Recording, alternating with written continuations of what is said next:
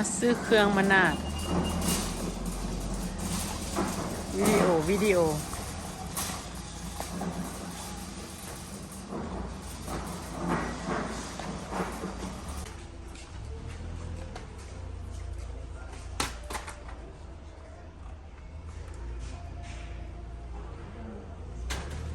รุ่นคือมันรุ่นเก่า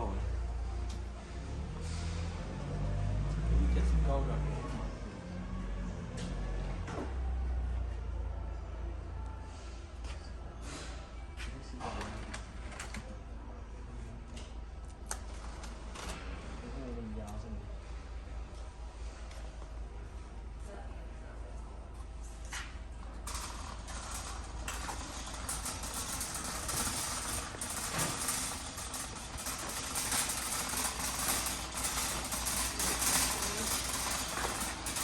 ความรู้สึก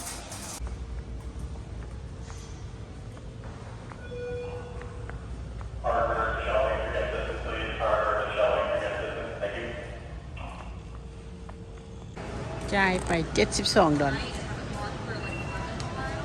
ล็อกตอกแตกซื้อเครื่องมาแล้วสิเฮ็ดนานบักทั่วฝุ่นสาวสวนยางคัก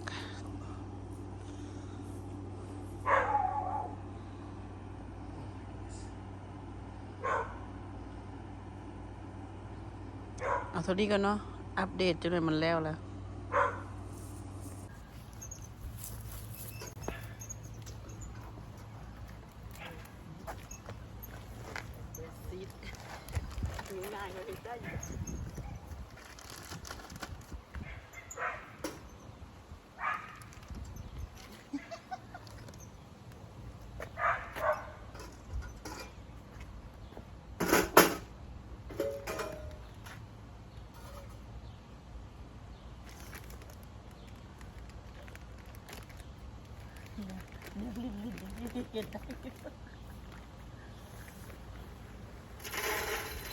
ใส่เต็มเลยวะ โอ้ก็ใส่เท่าน้อยเนาะ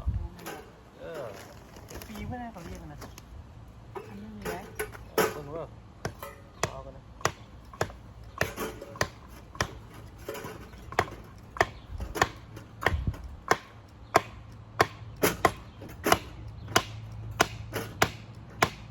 โอ้จำปั๊บเลยเจ้าแน่นหรอวะนี่เอามากินเด้อเบิดเอ้ย